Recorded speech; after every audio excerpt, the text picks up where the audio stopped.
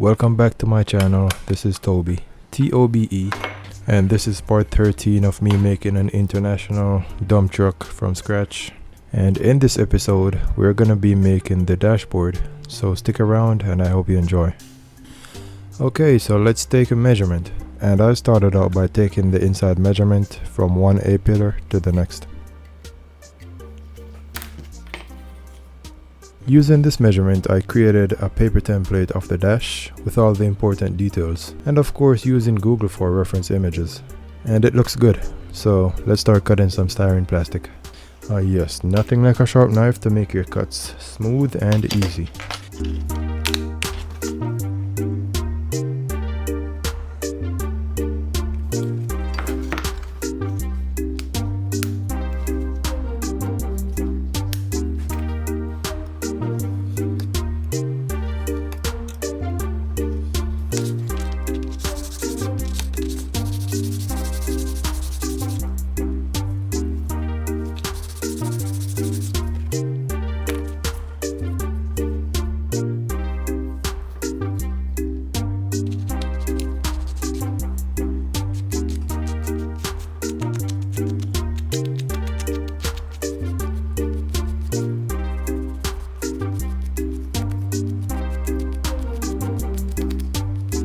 And as you can see, the styrene plastic is actually narrower than the template itself. And that is because I'm going to have another piece of styrene plastic wrapped around the outside edges of this one. The template is 68 millimeters wide. The piece of plastic is 66 millimeters wide. And by the time the dash is done and everything is added, it's going to be 68 millimeters wide.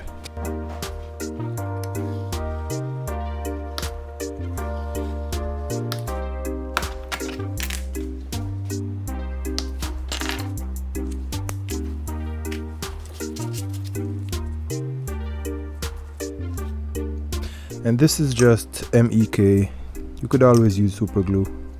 If you don't know what MEK is, MEK stands for methyl ethyl ketone. It's just a chemical used to dissolve certain plastics, particularly styrene, PVC, ABS, vinyl, and some urethane plastics. I'm not a chemist.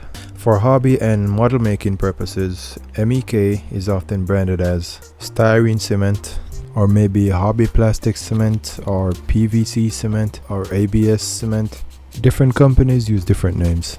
You're also going to find MEK in things like rattle can spray paints, primers, and even the PVC cement that plumbers use to attach PVC pipes together.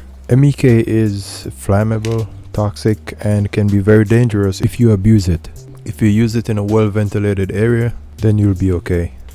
I'm not a doctor, but if you have like respiratory problems or maybe asthma, you might want to be very careful.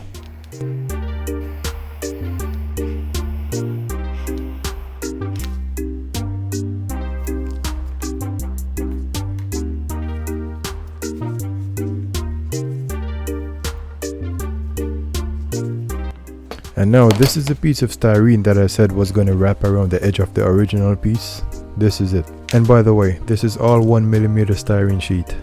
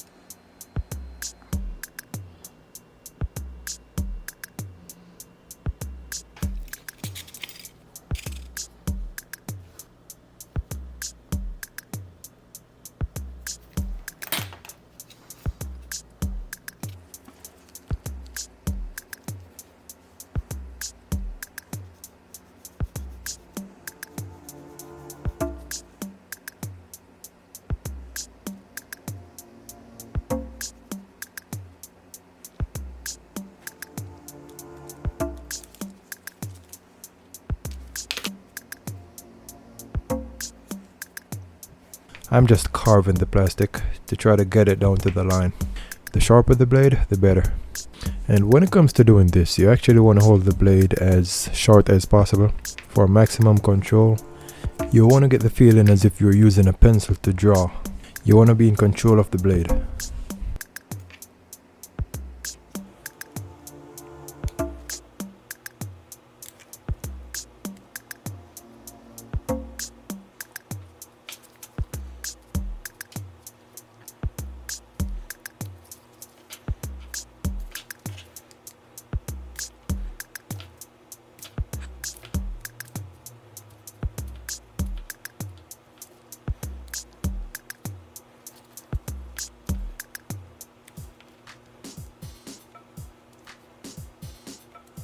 After I get it down to the desired level, I can sand it.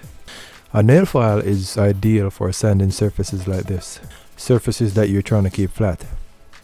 You could use a nail file or a piece of wood with a piece of sandpaper wrapped around it, or a sanding block, or a piece of hard foam with a piece of sandpaper wrapped around it, or a nail file that you stole from your wife. I mean a nail file that you bought with your own money.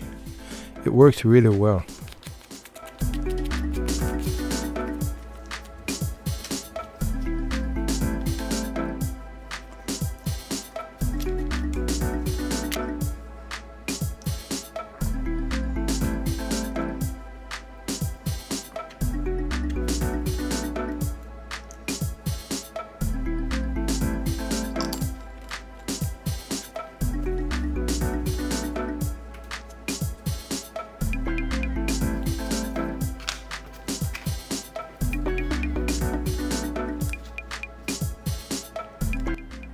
This is the back part of the dash, the part that's gonna face the windshield.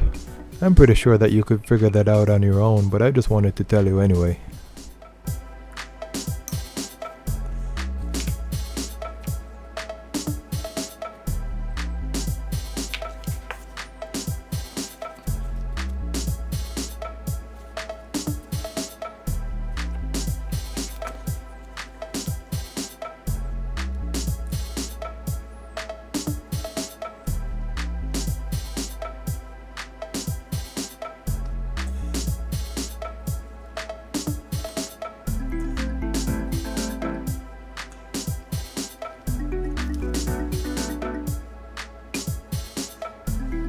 And once again, the truck that I'm making is a International S2500, made from 1977 to 2003. And in 1989, the interior was updated and the dashboard was redesigned.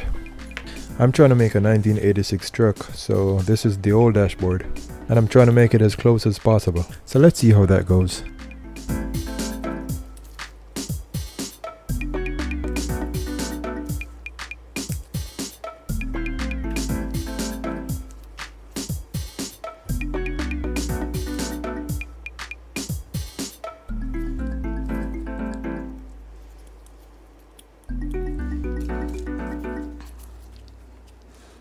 But this is a piece of 150 grit sandpaper, which works really well for heavy cutting.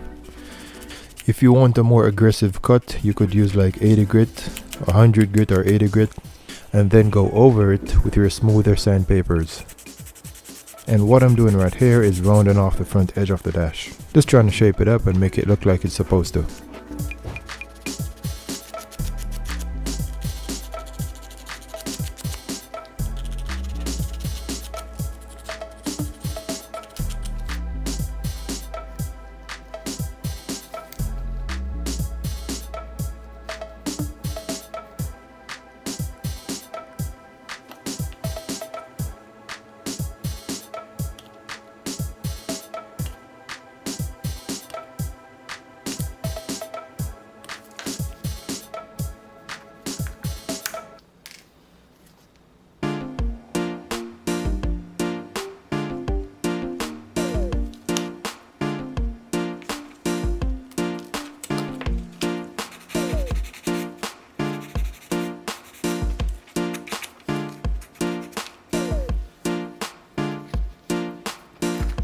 Before we go any further, let's see if it fits.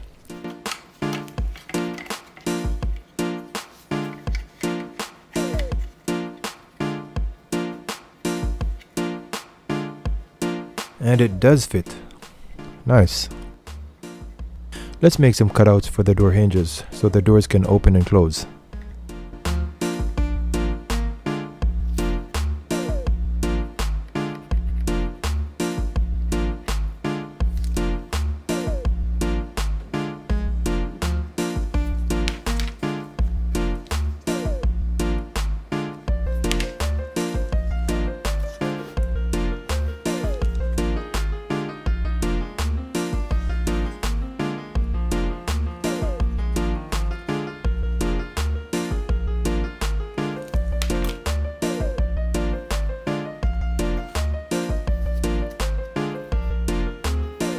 This is just a piece of 0.5 millimeter styrene sheet. I'm cutting off a thin piece of strip. I'm going to use it to line the front of the dash because I'm trying to replicate one of the defining lines on the real thing.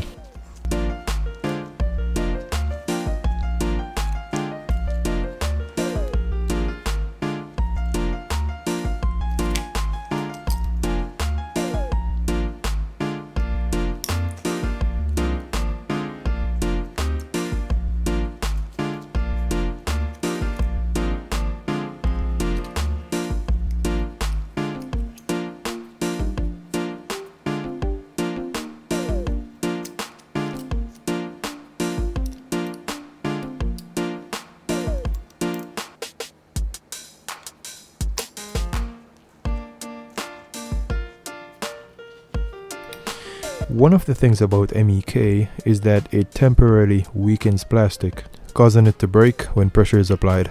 But that's only temporary. When it dries, it's all good. So when it comes to working with thin pieces of styrene plastic that you're going to bend or apply pressure to, MEK may not be the best thing in that situation. And that's where super glue comes in.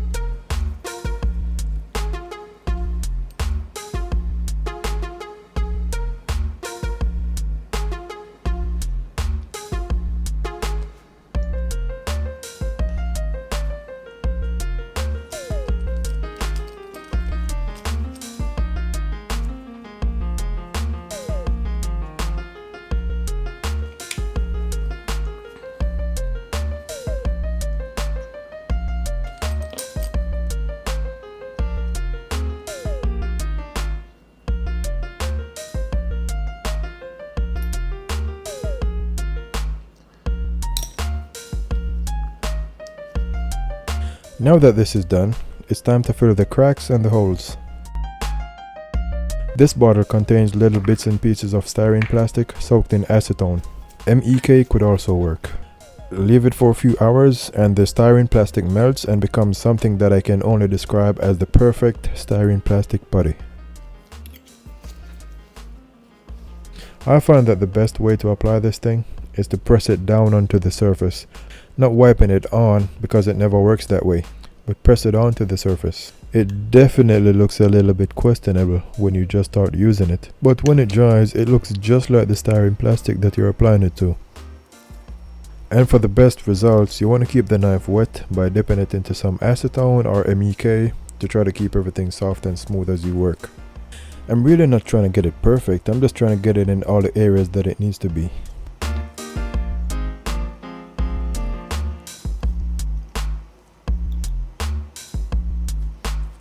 After about 4 hours or so, it's dry and it's ready to sand. You really don't want to be messing with this too soon after you do it. You want to allow it to bond to the surface and set properly. You don't even want to try to sand it if it's not dried properly. You're just going to make a mess. If you want the best results, leave it for like 18 or 24 hours or so.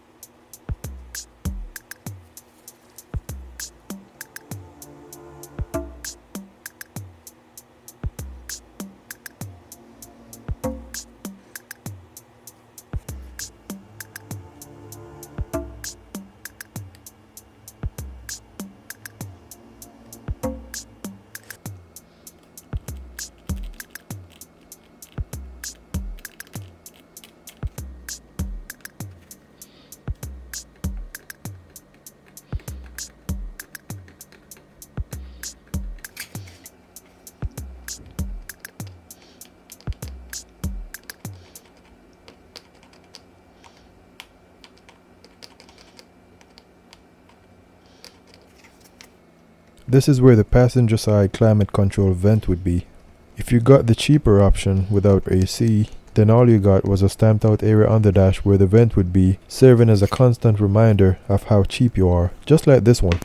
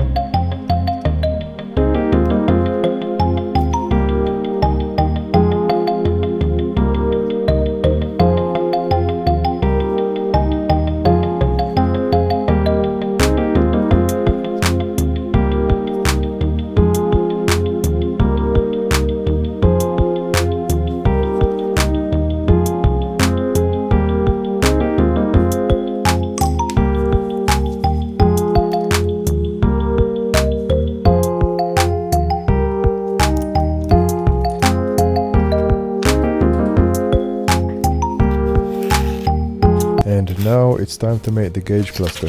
I cut off a piece of 0.5mm styrene sheet, and then I measured and marked where all the gauges should be.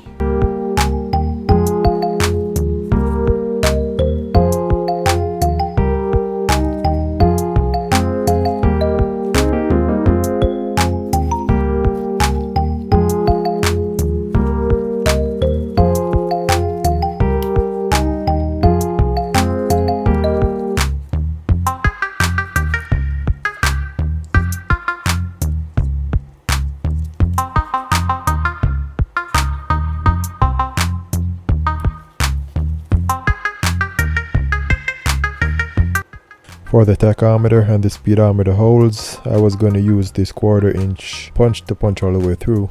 But after seeing the recesses that were made, I decided to stick with the recesses instead of going all the way through.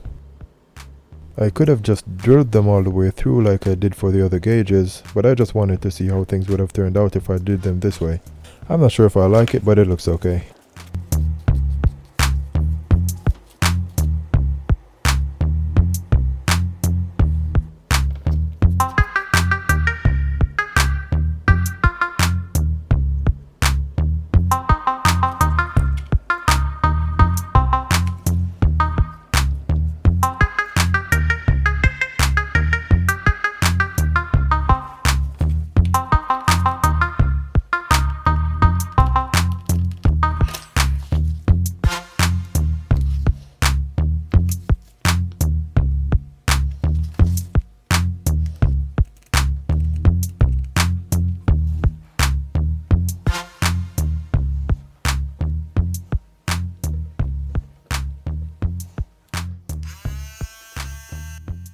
And this is just my Dremel rotary tool with a broken drill bit, nothing fancy.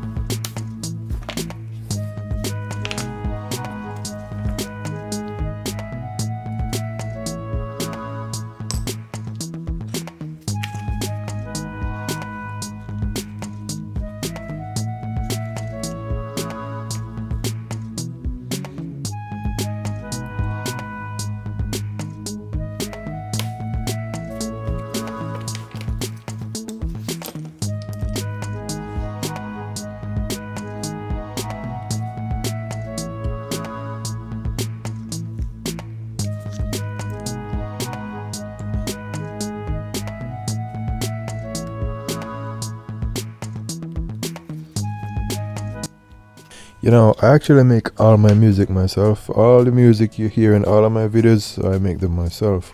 And sometimes you might even hear some of these beats in other people's YouTube videos. Music making is a hobby that I picked up in my teens, and I actually stopped for a few years, but when my mom started her YouTube channel back in 2019, she didn't want to deal with the copyright issues on YouTube, so she asked me if I could make some music for her, and that's when I started again. And because I didn't want to deal with the copyright issues either, I started to make music for myself. So sometimes when I'm choosing beats for my videos, when I have to choose music for my videos, sometimes I'm saying to myself, man, this is annoying. I don't know if I like this, I don't know if I like that. And when other people hear it, they like it. So it's not always good for you to be the judge of your own creativity. It's not always good. You gotta put your work out there for other people to appreciate it. Because you liking your work is one thing, you having confidence in your work is one thing, but if other people don't listen to your stuff, if other people don't buy your stuff, if other people don't support you, then you're not gonna make a living. You understand? So like, just keeping stuff to yourself alone, like, you can't survive like that, like, in any way. I'm not just talking about money, I'm talking about like creativity wise, I'm talking about mentally, I'm talking about emotionally, I'm talking about intellectually. You need other people to appreciate what you do. You need other people to critique your work. So if it's good, they'll tell you. If it's bad, they'll tell you. And that's how you grow.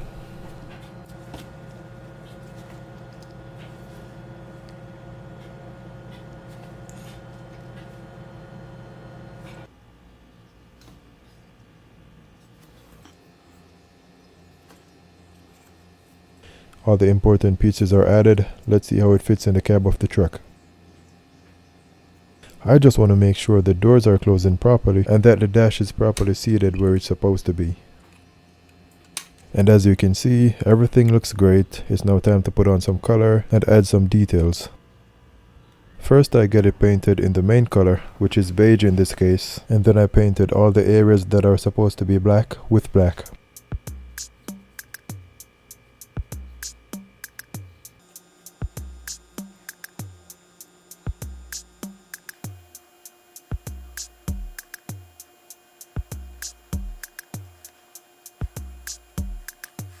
And then after about 3 coats of black, I started to add all the other little details. And these are all acrylic paints, by the way.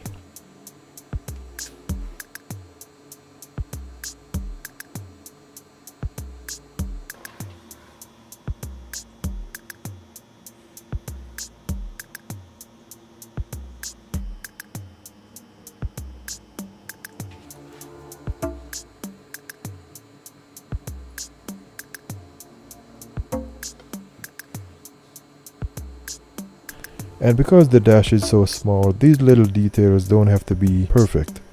You know, it's going to be hidden inside the cab of the truck, and you're really not going to be staring at it close up, so it doesn't have to be perfect.